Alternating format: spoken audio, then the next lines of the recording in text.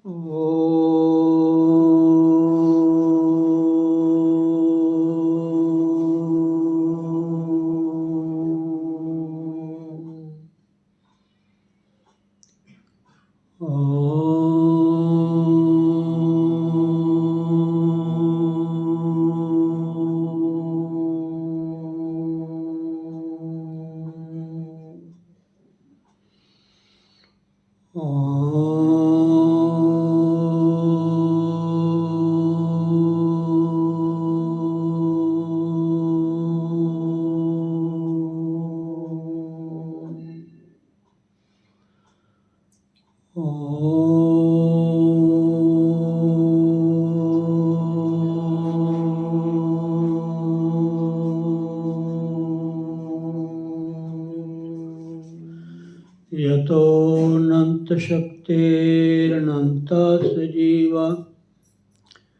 यतो निर्गुणाद् प्रमेया गुणास्ते यतो भाति सर्वं त्रिधा भेदभिन्नं सदा तं गणेशं नमामो भजामः सदा तं गणेशं नमामो भजामः सदा तं गणेशं नमामो भजामः ब्रह्मानन्दं परमसुखदं केवलं ज्ञानमूर्तिं द्वन्द्वातीतं गगनसदृशं तत्त्वमस्यादिलक्ष्यम् एकं नित्यं विमलमचलं सर्वधी साक्षिभूतं भावातीतं त्रिगुणरहितं श्रीसद्गुरुं तं नमामि श्रीसद्गुरुं तं नमामि श्रीसद्गुरुं तं नमामि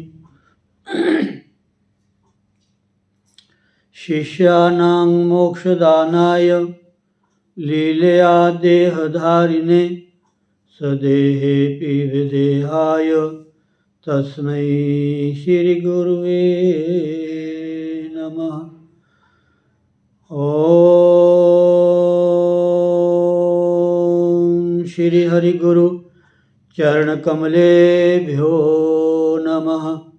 बोलो श्री सद्गुरुदेव भगवान की जय। स्वामी दयालदास जी महाराज की जय। स्वामी रामन जी महाराज की जय। श्री श्री 1008 श्री स्वामी सोमेश्वर जी महाराज की जय। संत भक्तराम जी महाराज की जय। बोलो भाई सब संत भगवान की जय। जय जय श्री राधे जय जय श्री राधे जय जय श्री राधे श्याम। नारायण हरि नारायण हरि नारायण हरि। भगवान का ध्यान करते हुए जो मांगलिक श्लोक हैं उनका श्रवण करें। ओतिष्ठ गोविंद ओतिष्ठ गरुड़ध्वजा ओतिष्ठ कमलाकांत त्रैलोक्यं मंगलं कुरु। मंगलं भगवान विष्णु मंगलं गरुड़ध्वज मंगलं पुंडरीकाक्षः मंगलायतनं हरिः।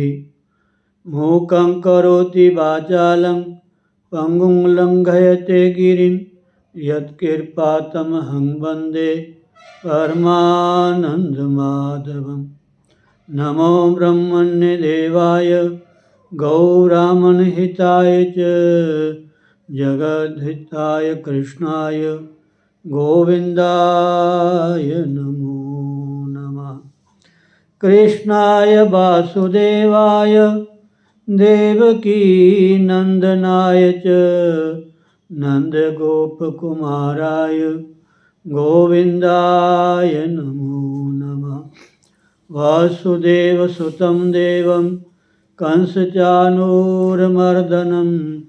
देवकी परमानन्दं कृष्णं वन्दे जगद्गुरुं कृष्णं वन्दे जगद्गुरुं श्रीकृष्णं वन्दे जगद्गुरुं त्वमेव माता च पिता त्वमेव बन्धुश्च सखा त्वमेव विद्या द्रवणं त्वमेव सर्वं मम देव त्वमेव सर्वं मम देव त्वमेव सर्वं मम देव गणपति गिरिपति गोपति गिरिजा गौरी दिनेश ईश पंच मम दास के हरो सुपंच कलेश श्रीमत हरि प्रसाद जो चिद बपुरहित प्रछेद विद्या प्रद गुरु तिहि नमो जिहि प्रसाद कद खेद नमो नमो श्री राम जो सतचित आनंद रूप जिहि जाने जग सपन बत नाशत ब्रह्म तम कूप सच्चिदानंद रूपाय श्री रामाय नमो नमः यज्ञाने क्षीयते अज्ञानं स्वप्नतुल्यं भवेत् जगत् दया गुरुस्य रामस्य साधु संगो यदा भवेत् तदात्मानं विजानाति जीवो भोगान् जहाति च राममया सद्गुरुदया साधु संग जब होए तब प्राणी जाने कछु रेहो विषय रस भोए। बोलो सद्गुरुदेव भगवान की जय। जय श्री राधे जय जय श्री जय जय श्री राधे श्याम। बहुत ही सुंदर श्री माघ मास महात्म्य में जो कल आपने माघ मासम के अंतर्गत 28वां अध्याय जिसमें गंगा जल की महिमा का जो प्रभाव है, जो महत्व है, आपने सुना। और वही प्रसंग चल रहा है क्योंकि प्रेत ने कहा कि मैं बहुत प्यासा हूँ, इसलिए मुझे गंगा जल पिला दो। तो लोमस जी कहते हैं कि हे ब्राह्मण, इस प्रकार उस पथिक ने गंगा यमुना के संगम का जल उस प्रेत को दिया। उस प्रेत ने प्रीतिपूर्वक जल को पिया और उसी समय वह प्रेत शरीर को छोड़कर दिव्य देह धारण किया और कहने लगा कि बिंदु मात्र गंगा जल से मैं मुक्त हो गया। और लोमा जी कहते हैं कि हे ब्राह्मण, केवल बिंदु मात्र गंगा जल से वह प्रेत मुक्त हो गया। और हम समझते हैं कि ब्रह्मा जी भी इस जल के गुण का वर्णन नहीं कर सकते। जो गंगा जल है, जो त्रिवेणी का संगम का जल है, जो हमारे भारत के तीर्थों का जल है, उसकी महिमा ब्रह्मा जी बखान नहीं कर सकते। नहीं तो महादेव जी इस जल को मस्तक पर क्यों धारण करते? कि भगवान जो भोलेनाथ है, उन्होंने अपनी जटाओं में गंगा को धारण किया है। उसका कोई महत्व है, इसीलिए धारण किया है। गंगा जो है ज्ञान का रूप है।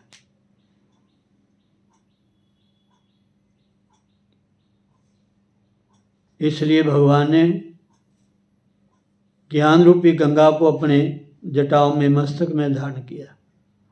इस संसार में जो मनुष्य काया वाचा और मनसा के पापों से अरंगे हैं वह गंगा जल के बिना नहीं धुलते।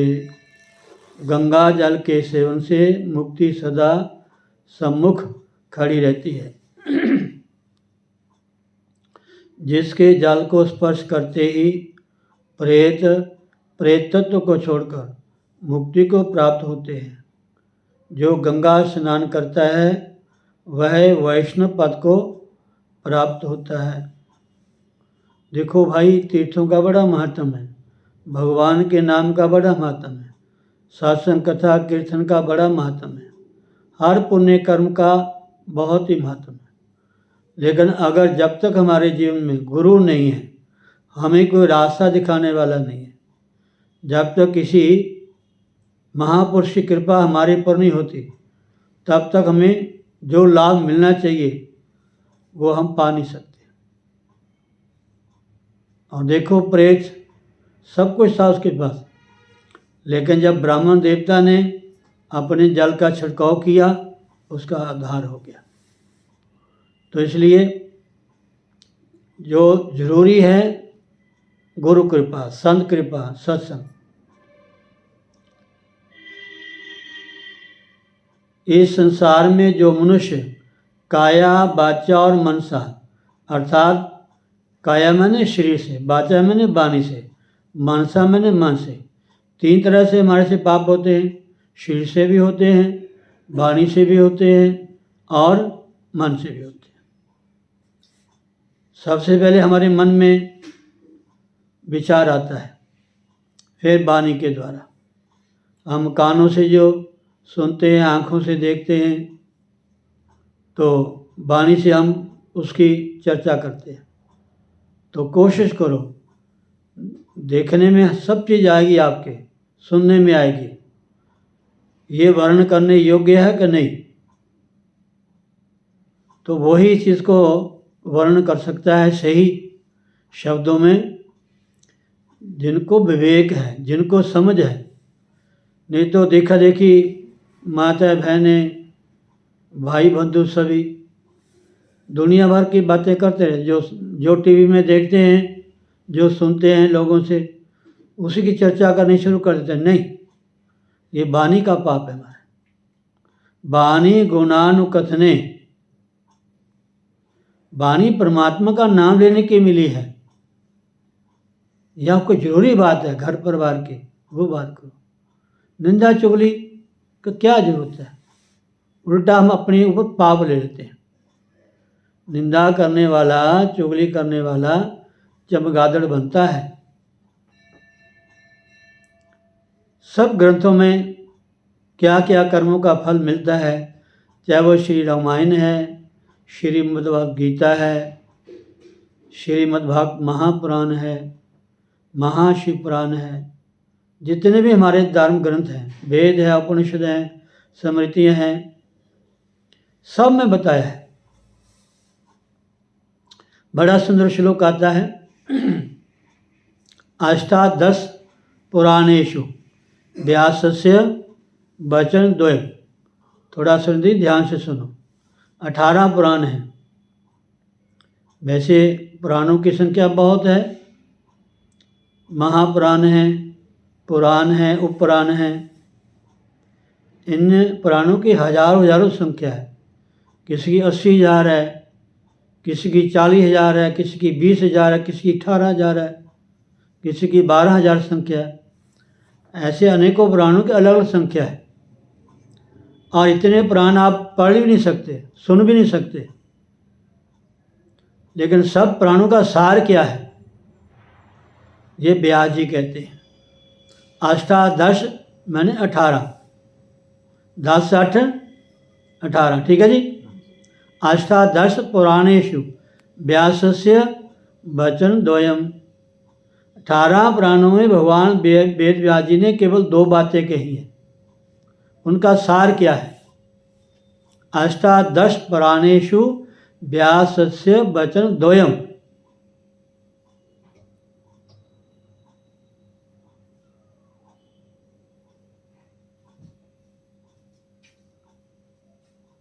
परोपकारे पुण्याय, किसी का भला हो जाए, अच्छा काम हो जाए, इससे बढ़िया पुण्य कोई नहीं है। किसी को हम मीठी वाणी बोल दें, हमें देख करके, हमारी बात सुन करके किसी का मन शांत हो जाए, सुखी हो जाए, आनंद को प्राप्त हो जाए, इससे बढ़िया कोई पुण्य नहीं है। भले आप कितने मंदिर में जाते हो, कितनी पूजा करते हो, कितना पाठ करते हो, अलग चीज़ है। ये अपनी अपनी साधनाएं हैं, करनी चाहिए, इसका फल मिलता है, लेकिन व्यवहार भी हमारा सही होना चाहिए, व्यवहार भी सही होना चाहिए। परोपकाराय पुण्याय, और किसी का भला कर देना इससे बड़ा पुण्य नहीं है। पापाय पर पीड़नम, किसी को दुख देना इससे बड़ा पाप नहीं है। कोशिश करो हमारे मन से, हमारी वाणी से, हमारे शरीर से किसका नुकसान ना हो, किसी को कष्ट ना मिले, समझे नहीं? देख के, सुन के, सोच के, समझ के, पड़ताल करके फिर बात बोलो, फिर चर्चा करो। चाहे वो घर है, चाहे वो परिवार है, चाहे वो आस है, चाहे पड़ोस है, कहीं भी हम जो देखते हैं, जो सुनते हैं, बोलना शुरू कर देते हैं, नहीं। ये ज्ञान हमें शास्त्रों से मिलता है, सत्संग से मिलता है, संत महात्मा और सद्गुरुओं की शरण करने से मिलता है। घर में भी रामायण है, घर में भी भागवत है, घर में भी पाठ करते हैं। जब किसी विद्वान संत महापुरुषों के मुखारविंद से इन ग्रंथों को श्रवण करते हैं, तब सही अर्थ पता चलता है, इस शब्द का क्या अर्थ है हमारा। ऐसे तो कोई भी पढ़ लिख के पास हो सकता है, बिना कॉलेज के, बिना स्कूल के, बिना अध्यापक के कैसे नॉलेज होगी? अरे ये कॉलेज स्कूल नहीं भी जाते, अगर ट्यूशन का सहारा लेते हैं, तभी किसी न किसी अध्यापक की तो हमें सलाह लेनी पड़ेगी ना, उनके पास तो जाना पड़ेगा। रास्ता तो वही बताएंगे जिन्होंने ये क्लासें पास की हैं, जिन्होंने ये पढ़ाई की है, जो इसके मास्टर हैं, जानकार हैं। तो इसलिए प्लीज़ ध्यान रखें, इस संसार में जो मनुष्य काया, वाचा और मनसा के पापों से रंगे हैं, वह गंगा जल के बिना नहीं धुलते। गंगा जल के सेवन से मुक्ति सदा सम्मुख खड़ी रहती है। जिसके जल को स्पर्श करते ही प्रेत तत्व को छोड़कर मुक्ति को प्राप्त होते हैं। जो गंगा स्नान करता है वह वैष्णव पद को प्राप्त होता है। आज अमावस्या है, भविष्य सोमपति अमावस्या, आज सोमवार है ना जी? हाँ, घर में भी स्नान कर सकते हो, समय हो, समर्था हो, तीर्थों में स्नान करो। आसपास में सरोवर है, नदी है, बहता जल है, वहाँ स्नान कर लो। अगर घर में स्नान करना है तो हर हर गंगे, हर हर गंगे, हर हर गंगे, जय शिव शंकर का नाम लेकर के गंगा जल में हाथ डालो। और बड़ा सुंदर श्लोक है, गंगे च यमुने चैव गोदावरी सरस्वती नर्मदे सिंधु कावेरी जले अस्मिन् सन्निधिं कुरु। ऐसे ही बोल सकते हो, नहीं तो 3 बार, 5 बार, 7 बार गंगा जी का नाम ले लो या अपने गुरु का नाम ले लो। स्नान से पहले अपने शरीर को शुद्ध करो। तीर्थों में जब स्नान करना है गंगा में, तो जहाँ आप रुके हुए वहाँ पहले अपने शरीर को शुद्ध करो, पहले वहाँ स्नान करो। ये नहीं उठो सुबह जाके डुबकी लगा दो, ना ना, पहले अपने शरीर को शुद्ध करो और वही वस्त्र पहन के जाओ जिस वस्त्रों से हमने स्नान करना है। तीर्थों में बिना वस्त्र के स्नान नहीं करना चाहिए और समेत वस्त्र स्नान करो। और उस गंगा नदी पवित्र जो जल है उससे थोड़ा बाहर दूर आ जाओ। जो हमारे वस्त्रों से बूंद बूंद पानी गिरता है महाराज, उसका बड़ा महत्व है। उसे जितने कान गिले होते हैं उतना पुण्य प्राप्त होता है। और अपने वस्त्रों का जल नदी में नहीं निचोड़ना चाहिए, थोड़ा दूर होकर के। बहुत सारी बातें हैं तीर्थों में कैसे जाना चाहिए, क्या विधान है उसका। वहाँ भजन साधना करनी चाहिए। जिस दिन समुद्री मत्स्य है उस दिन तो आप थोड़ा भजन करो ना, वहाँ निवास करो, डुबकी लगाई, चलो आगे। आते भी बातें जाते भी बातें नहीं, तीर्थों में जाके साधना करनी चाहिए, बहुत फल मिलता है। भजन करना चाहिए, ब्राह्मणों के द्वारा पितरों का तर्पण करवाना चाहिए ताकि हमारे कुल का उद्धार हो। पितर भी इंतज़ार करते हैं कि हमारे परिवार में कोई आए, यहाँ आकर के हमें जलांजलि दे, तर्पण करे, हमारे निमित्त कुछ दान दे। ऐसा महत्व है तीर्थों का। जो गंगा स्नान करता है वह वैष्णव पद को प्राप्त होता है। यदि संबंधी लोग गंगा जल से तर्पण करें, देखो तर्पण आ गया ना, जो भी संबंधी रिश्तेदार उनके वहाँ तर्पण करना चाहिए। आप जैसे ना, आप गंगा में खड़ जाओ, अंगूठा और ये आपकी उंगली के बीच में ऐसे, देवताओं के लिए भी जल देने का हमारे हाथ में सब कुछ सिस्टम है, और पितरों के लिए भी। और वहाँ खड़े होकर के तो मैं देखा ना, माता बहनें 108 बार राम राम कहती हैं, माला पकड़ के भजन करती हैं। साधु महात्मा वहाँ बैठ के गंगा किनारे स्नान करके पाठ करते हैं। गंगा के बीच में पाठ करना तो बहुत अच्छी बात है हमारा, लेकिन बहाव का ध्यान रखें, ज़्यादा बहाव ना हो, सिर जल हो। नहीं तो स्नान करके किनारे बैठ करके ध्यान से आप गीता का पाठ करो, रामायण का पाठ करो, सुंदरकांड का पाठ करो, जो गुरु ने नाम दिया उसका कम से कम 11 माला तक करो ना। और नहीं तो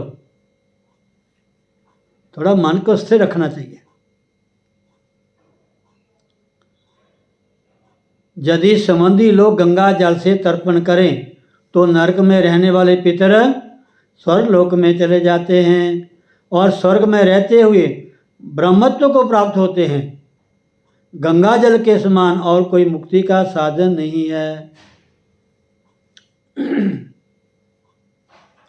लोमा जी कहते हैं कि हे ब्राह्मण, वह प्रेत वहाँ से चला गया और 1 मास में जब माघ मास आया तो उसने सुने हुए प्रयाग महात्म्य के अनुसार गंगा यमुना के संगम पर स्नान करके पिशाच शरीर को धारण कर भक्ति पूर्वक नारायण की स्तुति करता हुआ वह द्रविड़ देश का राजा गंधर्वों से सेवित और उत्तम विमान पर बैठकर इंद्रपुरी को गया। सो हे द्विज, यह इतिहास पापों का जल्दी ही नाश करता है, इससे धर्म का ज्ञान होता है तथा यह पुण्य यश तथा कीर्ति को बढ़ाने वाला है, ज्ञान तथा मोक्ष को देने वाला है। तुम भी सद्गति पाने के लिए प्रयाग चलो। यहाँ गंगा यमुना सरस्वती का संगम है, वहाँ पर हम ऐसा स्नान करें जो देवताओं को भी दुर्लभ है। वहाँ पर श्राप से पैदा हुआ पिशाचपन सब नाश को प्राप्त हो जाएगा। इस प्रकार लोमस जी के मुख से अमृतमय मधुर कथा को सुनकर मानो अमृत पीकर सब प्रसन्न हुए और पाप रूपी समुद्र से पार हुए। उन्हीं के साथ उन लोगों ने दक्षिण दिशा को प्रस्थान किया। एक छोटा अध्याय सुन लो, फिर कल एक अध्याय रह जाएगा। 29वां अध्याय। वशिष्ठ जी कहने लगे कि हे राजा दिलीप, बहुत से जन समूह सहित अछोद सरोवर में स्नान करके सुखपूर्वक मोक्ष को प्राप्त हो गए। तब लोमश जी कहने लगे कि हे द्विज, संसार रूपी इस तीर्थ राज को सब श्रद्धापूर्वक देखो। यहाँ पर 33 कोटि देवता आकर आनंदपूर्वक निवास करते हैं। यह अक्षय वट है, इसकी जड़ें पाताल तक गई हैं और मार्कंडेय ऋषि प्रलय के समय जिन भगवान के मुख में रहते हैं वह भगवान इसी अक्षय वट का आश्रय लेते हैं। यहीं शिवजी की प्रिय भगवती भागीरथी जी हैं जिसकी सिद्ध लोग सेवा करते हैं। यह गंगा स्वर्ग के हेतु पताका है, इसका जल पीकर मनुष्य मुक्त हो जाते हैं। बोलो सतगुरुदेव भगवान की जय।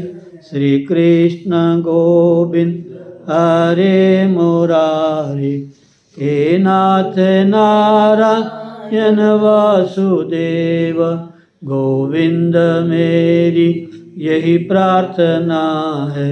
भूलू न मैं प्रभु नाम तिहारा, निष्काम हो के दिन रात गाऊं। गोविंद दामोदर माधवेति, हे कृष्ण हे जादव हे सखेति, हे कृष्ण हे जादव हे सखेति। हरे राम राम राम हरे हरे, हरे कृष्ण कृष्ण कृष्ण हरे हरे, हरे राम राम राम हरे हरे, हरे कृष्ण कृष्ण कृष्ण हरे हरे। बोलो सतगुरुदेव भगवान की जय। जय श्री राधेश। बहुत ही सुंदर श्रीमद् भगवद गीता के अंतर्गत 13वां अध्याय समझने वाला है। बहुत विवेक की आवश्यकता है, लेकिन मैं बार बार कहता हूँ आपने कुछ नहीं करना। आपने रोज़ 12वां 13वां 14वां अध्याय सिर्फ हिंदी में पाठ करना है, बस। आपको अपने आप ज्ञान हो जाएगा, आपको अपने आप ठाकुर जी विवेक देंगे। बस आपने पाठ करना, जितना श्रवण से समझ सको समझो, उसके बाद रोज पाठ करो। बस पहले श्रवण फिर मनन।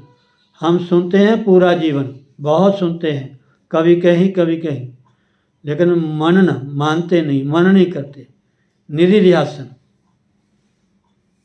तो आप गीता का पाठ करें, ठाकुर जी का ध्यान करें, अपने गुरुदेव के नाम जो दिया है उसका जप करें, अपने आप आपका कल्याण हो जाएगा। समझे नहीं?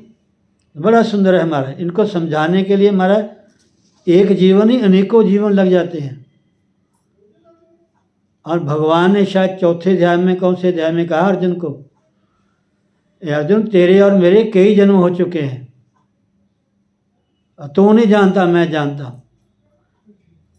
जैसे नारद जी ने पार्वती से कहा कि भोलेनाथ अमर कथा जानते हैं, तुझे पता नहीं भगवान शिव के गले में ये रुंडमाला है 108, किसकी माला है? बड़ी सुंदर कथा आती है अमर कथा की। तो भगवान शिव ने भी कहा ये पार्थिव सब आपके ही से रहें जी, इतने आपके जन्म हो चुके हैं। ये कथा हमें सुनाने समझाने के लिए है।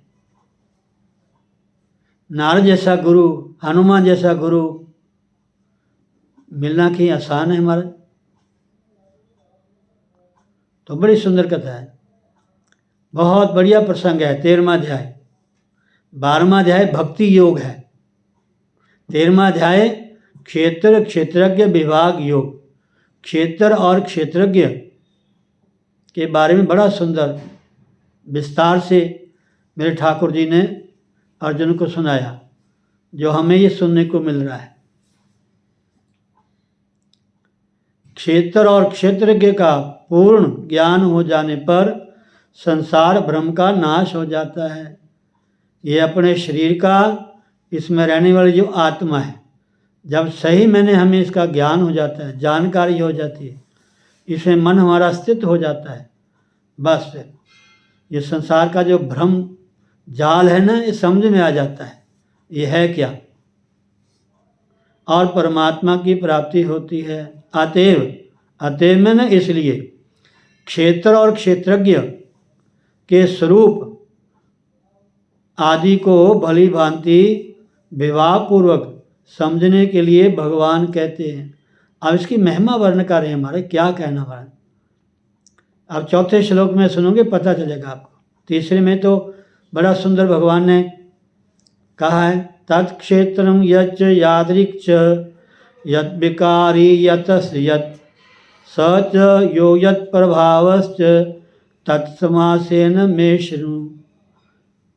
ठाकुर जी कहते हैं कि अर्जुन, वह क्षेत्र में न शरीर, ये जो शिल्पी खेत है, यह क्षेत्र जो और जैसा है, ये जो आपको दिखता है ना शरीर, ये जो शरीर आपको दिखता है और जैसा है और जिन विकारों वाला है और जिस कारण से हुआ है, ये किस कारण से शरीर हुआ है, क्यों मिला है, क्या महत्व है इसका, तथा वह क्षेत्रज्ञ भी जो और जिस प्रभाव वाला है, वह सब संक्षेप में मुझसे सुन। एक श्लोक उच्चारण करो, उसके बाद जय श्री राधे। चौथा श्लोक। तीसरे श्लोक में क्षेत्र और क्षेत्रज्ञ के जिस तत्व को संक्षेप में सुनने के लिए श्री भगवान ने अर्जुन से कहा है, अब उसके विषय में ऋषि वेद और ब्रह्म सूत्र की उक्ति का प्रमाण देकर भगवान ऋषि वेद और ब्रह्म सूत्र को आदर देते हैं। ऋषि भी बहुधा गीतम छंदोभिर्विविधै पृथक ब्रह्म सूत्र पदैश्चैव हेतु मद्भिर्विनिश्चितै। भगवान कहते हैं, अर्जुन, यह क्षेत्र और क्षेत्रज्ञ का तत्व ऋषियों द्वारा बहुत प्रकार से कहा गया है और विविध वेद मंत्रों द्वारा भी विभागपूर्वक कहा गया है, तथा भली भांति नीचे किए हुए युक्ति युक्त ब्रह्म सूत्र के पदों द्वारा भी कहा गया है। बोलो सतगुरुदेव भगवान की। ये थोड़ा विस्तार से शायद सुना चुके, नहीं इसको नहीं सुनाया, इसको सुनाने के लिए बहुत समय लगेगा। एक एक शब्द का अर्थ है महाराज, सुनोगे आपके समझ आ जाएगा। जय श्री राधे। बोलो सतगुरुदेव भगवान की। सर्वे भवन्तु सुखिनः, सर्वे सन्तु निरामया, सर्वे भद्राणि पश्यन्तु मा कश्चित् दुःखभाग् भवेत्। ओम पूर्णमदः पूर्णमिदं पूर्णात् पूर्णमुदच्यते पूर्णस्य पूर्णमादाय पूर्णमेवावशिष्यते। ओम शांति शांति शांति।